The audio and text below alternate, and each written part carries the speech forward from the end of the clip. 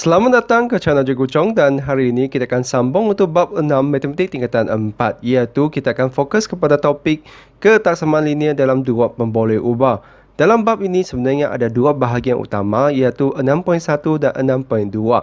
Sebenarnya bezanya adalah agak sikit sahaja iaitu 6.1 tu kita akan bincangkan satu persatu ketaksamaan, manakala 6.2 tu kita akan bincangkan sistem ketaksamaan iaitu gabungan untuk dua atau lebih ketaksamaan. Jadi dalam video ini kita akan tumpukan perhatian kepada 6.1 dahulu iaitu ketaksamaan linear dalam dua pemboleh ubah. Jadi sebelum kita lihat kandungan untuk video ini, kita akan terangkan dulu dua perkataan yang sangat penting iaitu apa itu linear. Jadi sebenarnya kita kena imbas kembali, linear itu sebenarnya kita pernah belajar dahulu iaitu kuasa tertinggi bagi suatu pemboleh ubah dalam persamaan linear itu ialah 1. Maksudnya, kalau kita lihat pemboleh ubah dalam ketaksamaan tersebut, mereka hanya adalah kuasa 1 saja. Dan biasanya kuasa 1 ini tidak akan dituliskan. Jadi anda tidak akan nampak apa-apa nombor di atas pemboleh ubah tersebut. Dan juga kita perlu tahu dalam bab ini kita akan melibatkan dua pemboleh ubah. Maksudnya contohnya di sini kalau kita lihat persamaan linear dalam dua pemboleh ubah tu kita akan ada dua pemboleh ubah dengan biasanya diwakili dengan X dan Y. Selain daripada X dan Y, dia sebenarnya juga boleh gunakan A sampai Z lah, mana-mana huruf yang dia mahu. Dan di sini persamaan linear tu A, B, C itu sebenarnya adalah untuk mewakili suatu pemalar iaitu suatu nombor. Jadi mari kita lihat kandungan untuk video ini. Jadi video ini akan mengandungi tiga bahagian utama iaitu 6.1a. Kita akan belajar untuk wakilkan suatu situasi dengan satu ketaksamaan iaitu benda yang agak serupa dengan apa yang kita belajar semasa tingkatan 1 dahulu iaitu bab 7 ketaksamaan linear. Jadi kita akan imbas kembalilah macam mana kita wakilkan satu situasi itu. Biasanya akan diberikan satu ayat dan kita akan wakilkan dengan satu ketaksamaan. Dan 6.1b itu kita akan menentusakan conjecture titik. Jadi perkataan conjecture itu saya akan terangkan kemudian lah. Dan 6.1c itu kita akan menentukan dan merekkan rantau yang diwakili oleh satu ketaksamaan. Jadi tanpa melengahkan masa, mari kita lihat 6.1a iaitu kita akan lihat macam mana wakilkan suatu situasi dengan ketaksamaan linear. Jadi ketaksamaan itu sebenarnya kita akan ada 4 jenis tanda yang utama. Contohnya tanda pertama itu adalah lebih besar daripada. Dan di sini sebenarnya kalau anda masih lagi keliru macam mana bezakan lebih besar atau kurang daripada, anda boleh tambahkan satu garis iaitu di sini kita bertambahkan ini menjadi besar. Dan selain daripada dia gunakan lebih besar daripada, anda juga mungkin akan nampak perkataan seperti ini untuk mewakili maksud lebih besar iaitu sama ada melebihi atau lebih daripada. Jadi kalau anda nampak dalam ayat tu kita ada melebihi atau lebih daripada, anda perlu gunakan tanda ini iaitu lebih besar daripada. Dan untuk kurang pula, dia adalah tanda yang terbalik daripada lebih besar. Dan kalau anda tambahkan satu garis tu, dia akan jadi kecil. Jadi di sini maksud untuk tanda ini adalah kurang daripada. Dan dia juga boleh gunakan perkataan lebih kecil daripada. Dan kalau kita ada garis yang lebih di bawah tu, maksudnya kita ada atau sama dengan. Jadi di sini untuk tanda ketaksamaan yang ketiga ni adalah lebih besar daripada atau sama dengan. Dan di sini kita ada beberapa kata kunci yang biasa kita akan nampak iaitu kita boleh gunakan juga tidak kurang daripada. Jadi tidak kurang daripada itu sebenarnya ini maksudnya adalah lebih besar daripada atau sama dengan. Atau juga boleh gunakan sekurang-kurangnya atau minimum. Jadi kalau anda nampak ada kata-kata kunci seperti ini, anda perlu tahu anda perlu gunakan tanda ketaksamaan ni. Dan tanda ketaksamaan yang keempat tu adalah kurang daripada atau sama dengan. Dan sama juga dia juga boleh diwakili dengan kata kunci seperti ini, tidak lebih daripada, selebih-lebihnya atau maksimum. Biasanya kita akan nampak ayat soalan tu mengandungi kata-kata kunci seperti ini. Jadi anda perlu pandai untuk kesan kata kunci ini supaya anda tahu mana satu tanda ketaksamaan yang digunakan. Jadi mari kita lihat contoh soalan. Jadi contoh yang pertama ini adalah wakilkan situasi yang diberikan dalam bentuk ketaksamaan linear dengan menggunakan pemboleh ubah yang sesuai. Jadi pemboleh ubah tu terpulang kepada anda nak gunakan huruf mana satu, dan biasanya kita akan gunakan huruf yang berkaitan lah. Contohnya kita boleh gunakan X dan Y atau huruf yang anda mau, dan biasanya anda perlu tuliskan lah. Soalan pertama, Ali ingin membeli beberapa buku rujukan dan buku latihan. Diberi harga sebuah buku rujukan ialah 20 dan harga sebuah buku latihan ialah 8. Ali mempunyai 100 untuk pembelian buku tersebut. Jadi di sini kita sebenarnya ada satu had atau limit. Maksudnya kita ada maksimumnya 100 dan dia hanya boleh belanja sehingga 100 saja. Maksudnya di sini 100 tu dia boleh kurang atau sama dengan. Jadi kita kena wakilkan. Contohnya kita katakan X sama dengan bilangan buku rujukan dibeli, dan itu lagi huruf untuk wakilkan. Y sama dengan bilangan buku latihan dibeli. Jadi kita boleh tuliskan ketaksamaannya iaitu 20 darab dengan X tambah dengan 8 darab dengan Y kurang atau sama dengan 100. Sebab dia hanya boleh belanja sehingga 100 saja dan tak boleh lebih daripada 100. Maka dia perlu kurang atau sama dengan 100. Jadi begitulah jawapan untuk soalan 1. Jadi mari kita lihat pula contoh yang kedua. Jadi kalau adik-adik semua mau cuba, anda boleh pauskan video, cuba dahulu sebelum lihat penerangan daripada video ini. Jadi Abun menjual goreng pisang dan goreng ayam. Harga jualan sekeping goreng pisang ialah 50 sen dan harga sekeping goreng ayam ialah RM3.50. Jumlah jualan harian perlu melebihi 100 untuk mendapatkan keuntungan minimum. Jadi kita akan ada satu kata kunci di sini, minimum, maksudnya dia mesti sekurang-kurangnya atau dia perlu lebih atau sama dengan 100. Jadi di sini sekali lagi kita perlu katakan, dan kalau anda tak mau gunakan X dan Y, anda boleh gunakan A ini untuk sama dengan goreng ayam. Dan kita boleh gunakan P ini untuk goreng pisang. Jadi tidak semestinya perlu gunakan X dan Y. Asal anda nyatakanlah huruf ini mewakili apa.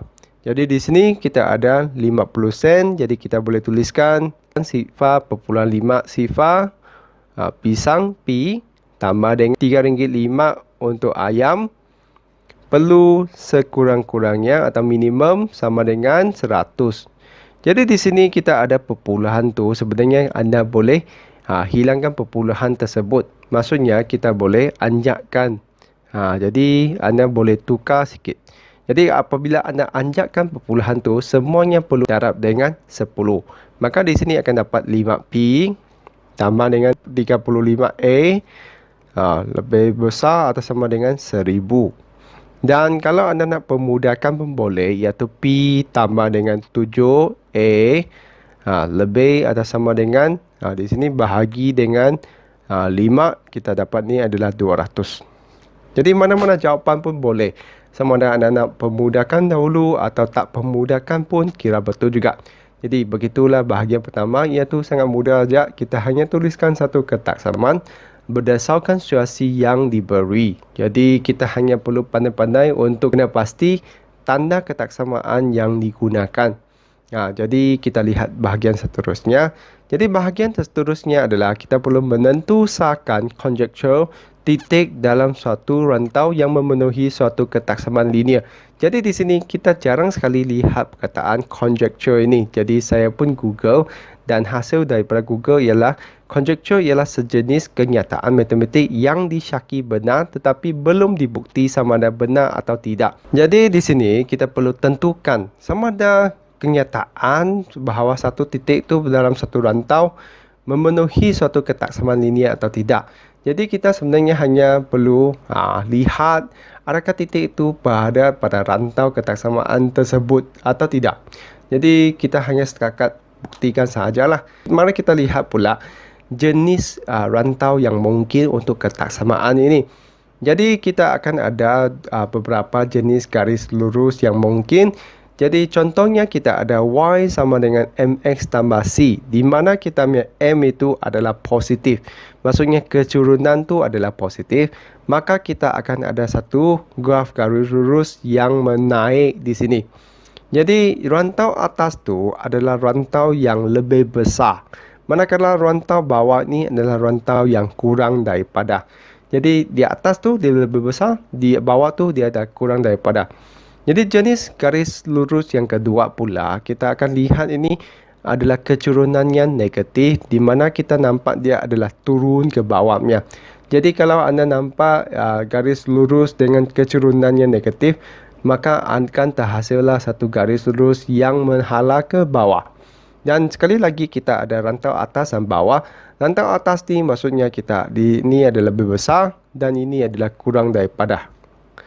Dan kalau kita ada garisan lurus yang semada melintang atau menegak tu, sebenarnya di sini dia punya rumus adalah senang sahaja. Kita lihat dia melalui paksi mana. Jadi di sini dia melalui paksi Y. Maka kita akan hasilkan satu persamaan di mana dia adalah Y sama dengan satu nilai H. H itu adalah nilai pada paksi Y di mana dia lalu. Jadi anda akan nampak ini adalah satu garisan yang melintang ini. Jadi rantau atas tu adalah kawasan yang lebih besar, manakala rantau bawah tu adalah kawasan yang kurang. Jadi macam tu saja.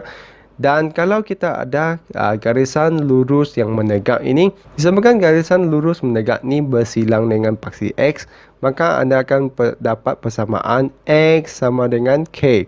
Dan K ini sebenarnya adalah nilai pada paksi X ini. Jadi maksudnya sepanjang garisan tu sebenarnya anda akan nampak nilai X tu adalah K sahaja. Begitulah 4 jenis graf garisan lurus yang mungkin dan juga rantau-rantau atas dan bawahnya. Jadi mari kita lihat jenis soalan pula. Jadi di sini sebenarnya kita perlu tentukan kedudukan suatu titik. Biasanya kita akan ada 2 jenis soalan berdasarkan buku teks, iaitu soalan jenis pertama adalah kita diminta untuk lukiskan graf dan tentukan kedudukan titik, dan satu lagi adalah tanpa melukiskan sebarang graf, kita tentukan kedudukan titik tu. Jadi sebelum kita lihat contoh soalan, saya nak imbas kembali lagi jenis grafnya. Jadi lukis graf garis lurus yang berikut. Kalaulah kita ada X sama dengan suatu nilai, contohnya X sama dengan 1. Jadi disebabkan nilai X itu sama dengan 1, maka anda pergi ke paksi X dan carikan 1 di sini. Dan graf garisan persamaan ini sebenarnya adalah garisan di sini sahaja. Jadi anda hasilkan lukiskan satu garisan lurus melalui X sama dengan 1. Jadi untuk Y pula, kalaulah saya letakkan Y sama dengan negatif 2. Jadi dia hanya perlu carikan Y, lepas tu carikan nilai negatif 2 dan anda lukiskan satu garisan lurus yang melalui negatif 2. Jadi begitulah graf untuk 2 ni. Dan kalau kita ada Y sama dengan MX tambah C, apa yang anda perlu tentukan adalah anda perlu tentukan M itu adalah positif atau negatif. Kalau positif, dia akan ke atas. Kalau negatif, dia akan ke bawah. Dan biasanya anda perlu tentukan 2 nilai titik tu. Contohnya, kalaulah persamaan saya Y sama dengan X tambah 1. Jadi, X tu adalah positif. Maka kita tahu ni grafnya adalah menghala ke atas. Dan kita perlu masukkan 2 nilai. Contohnya kita boleh gunakan nilai X yang paling senang, iaitu contoh X sama dengan sifar. Kalau X sama dengan sifar, Y itu akan sama dengan 1. Maka kita tandakan dahulu Y sama dengan 1, X sama dengan sifar. Lepas tu kita boleh letakkan X sama dengan 1, Y sama dengan 2. Jadi kita dapat tanda ni. Lepas tu, jadi asal kita ada 2 titik, kita sudah boleh sambung untuk lukiskan garisan lurus ini, iaitu begitu rupanya. Jadi mari kita lihat contoh soalan yang pertama. Jadi di sini kita perlu plotkan titik 21, negatif 43 dan negatif 3, negatif 2 dan tentukan sama ada titik-titik yang diplot itu memenuhi Y sama dengan X tambah 1, Y lebih besar daripada X tambah 1 atau Y kurang daripada X tambah 1. Jadi di sini saya berikan satu contoh di mana lukisannya sudah siap-siap diberi. Kalaulah anda diminta untuk lukiskan graf ini, sebenarnya agak senang saja, iaitu anda setakat perlu plotkan 2 titik sahaja, iaitu masukkan contohnya X sama dengan sifar. Maka anda tahu ni Y sama dengan 1, iaitu X sifar Y1 di sini. Lepas tu anda tambahkan lagi satu titik, iaitu X1. Lepas tu Y itu akan jadi 2. Iaitu maksudnya 1 tambah 1 tu 2 lah. Jadi anda tandakan. Lepas tu sambungkan untuk hasilkan graf garisan lurus tersebut dahulu.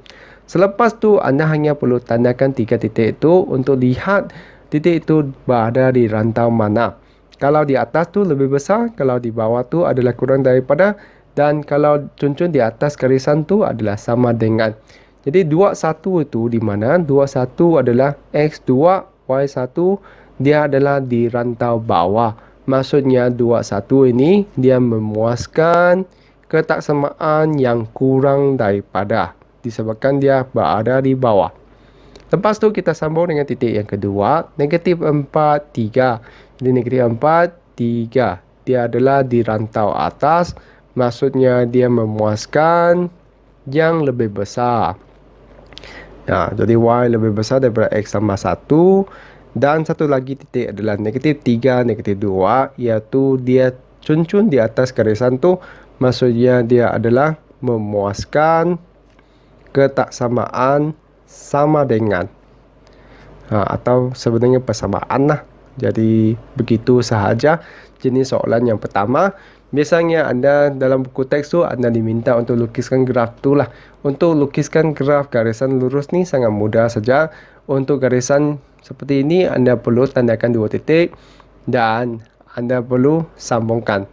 Lepas tu anda sudah boleh tentukan adakah titik yang diberi itu adalah di rantau atas, bawah atau di atas garisan. Jadi mari kita lihat jenis soalan yang kedua. Jadi soalan jenis yang kedua adalah tanpa lukisan graf. Diberi persamaan linear Y sama dengan negatif 2X tambah 5 tanpa melukiskan graf garisan lurus. Tentukan sama ada titik-titik yang diberikan memuaskan Y sama dengan negatif 2X tambah 5, Y lebih besar daripada negatif 2X tambah 5 atau Y kurang daripada negatif 2X tambah 5. Jadi macam mana kita nak tentukan ini? Sebenarnya sangat mudah. Kita hanya perlu pisahkan ini kepada kiri dan kanan. Selepas tu kita hanya masukkan nilai X dan Y itu dan bandingkan kiri dan kanan tu adakah dia sama dengan, lebih besar atau kurang daripada. Jadi langkahnya sebenarnya sangat mudah saja. Kita hanya setakat masukkan nilai dalam koordinat ini, iaitu ini X dan ini Y ke dalam persamaan kita dan bandingkan kiri dan kanan. Contohnya untuk ini Y kita adalah 3, manakala untuk X tu adalah 1. Negatif 2 darab 1 tambah 5. Kita akan dapat ni negatif 2 tambah 5, iaitu dapat 3. Dan 3 tu sama dengan 3. Maksudnya dia akan dapat 1, 3 ini berada cun-cun pada Y sama dengan negatif 2X tambah 5. Jadi kita akan hanya tuliskan apa yang kita tulis tadi, memuaskan Y sama dengan negatif 2X tambah 5. Disebabkan kiri dan kanannya adalah sama dengan. Jadi seterusnya kita masukkan lagi nilai X dan Y itu yang baru.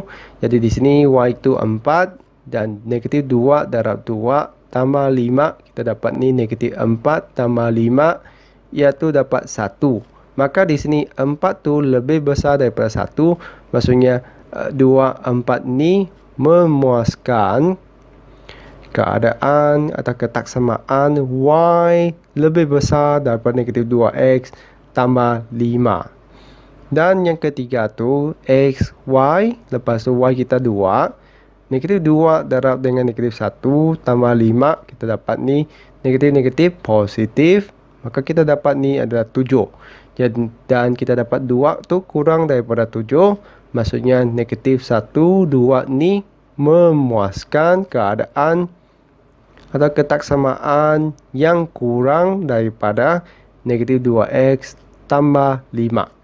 Jadi begitulah jenis soalan di mana kita diminta untuk menentukan sama ada titik itu memuaskan ketaksamaan yang mana satu. Jadi kita setakat masukkan nilai ke kiri dan kanan, lepas tu kita bandingkan adakah nilai itu sama dengan, kurang daripada atau lebih besar daripada. Jadi begitu sahaja, agak mudah saja. Jadi itulah bahagian kedua. Dan untuk bahagian ketiga tu kita perlu menentukan dan merorekkan rantau yang memuaskan satu ketaksamaan linear. Jadi seperti tadi kita sudah lihat yang rantau atas tu lebih besar dan rantau bawah tu adalah kurang daripada. Dan di situ ada juga garisan yang melintang ini, iaitu persamaan tu y sama dengan sesuatu nombor, dan di atas tu lebih besar, di bawah tu kurang daripada.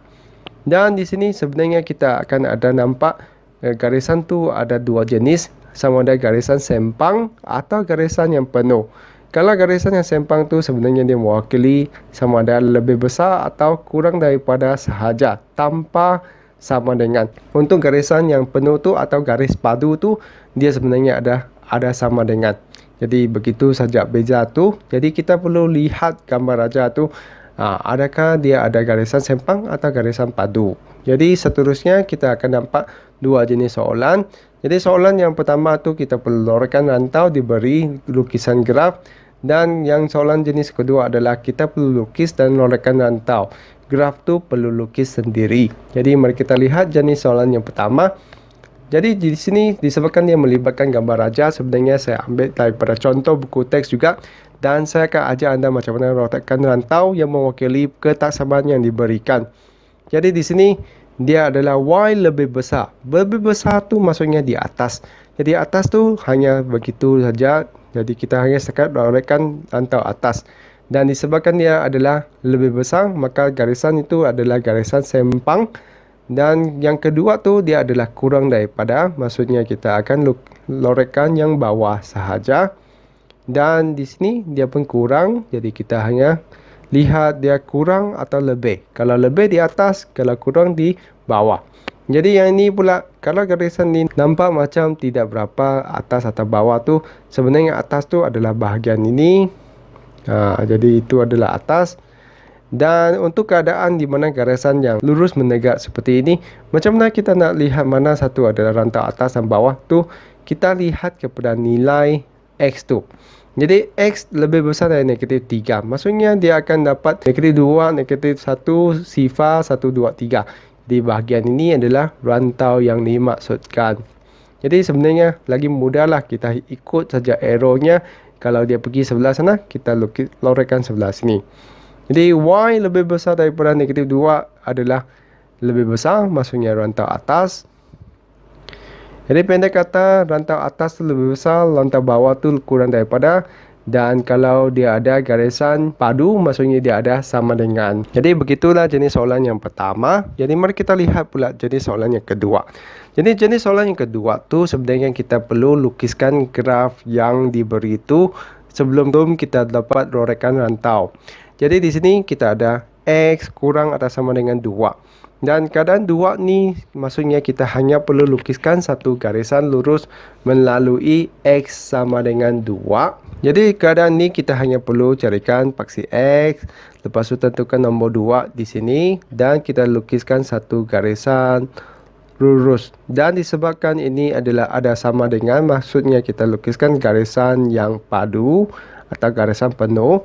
Dan di sini dia adalah kurang atau sama dengan. Jadi kurang tu maksudnya adalah sebelah ke arah ni, maksudnya sebelah yang bawah tu. Jadi begitulah jenis soalan A ni. Dan kita ada B pula, di mana keadaan tu adalah Y sama dengan 2X tambah 1. Jadi kita tuliskan dulu persamaan ni supaya kita dapat wujudkan dua titik dahulu. Jadi biasanya saya akan gunakan X sama dengan sifar dan 1. Di mana X sifar, kita akan dapat Y itu 1. Dan kalau nak X1, Y saya adalah 3. Dan kita akan tandakan dua titik tu. Jadi X sifar Y1 di sini. Dan satu lagi adalah X1 Y3. Dan perhatikan di sini ketaksamaan ni adalah tanpa sama dengan. Maksudnya kita akan gunakan garisan putus-putus atau garis sempang. Dan kita akan lukiskan graf tu. Jadi Disebabkan ini adalah lebih besar daripada, maka ni adalah kawasan yang di atas. Jadi di atas tu maksudnya adalah di ini. Jadi begitu sahaja untuk soalan B ini. Jadi sebenarnya soalan ni adalah agak mudah saja, cuma dia lebih leceh kerana kita perlu lukiskan graf garis tu dengan sendiri. Dan sebenarnya ada 3 keadaan yang disebut oleh saya, iaitu sama ada dia bagi X sama dengan satu nombor, Y sama dengan satu nombor, atau dia bagi satu keadaan di mana Y sama dengan MX tambah C. Jadi ada 3 jenis lukisan graf yang mungkin, dan kalaulah kita ada Y sama dengan MX tambah C, kita perlu masukkan 2 nilai X untuk carikan 2 titik, dan lepas tu kita sambungkan garisan lurus tu untuk wujudkan graf. Dan kalaulah lebih besar, dia adalah rantau atas. Kalau kurang daripada, dia akan ada di rantau bawah. Jadi begitu sahaja untuk 6.1 ini. Sebenarnya agak mudah saja. Dan 6.2 saya akan buat dalam video yang kedua, di mana kita akan lihat sistem ketaksamaan, iaitu keadaan yang melibatkan 2 atau lebih ketaksamaan. Benda yang dibincang tu sebenarnya agak serupa saja, cuma yang kita akan bincangkan keadaan yang dapat memuaskan beberapa ketaksamaan yang diberi itu. Jadi setakat itu saja untuk 6.1 ini. Kalau rasa video Jikucong ni membantu, jangan lupa untuk tekan like dan subscribe untuk video yang seterusnya. Jadi itu saja untuk video kali ini. Sekian, terima kasih dan kita jumpa lagi.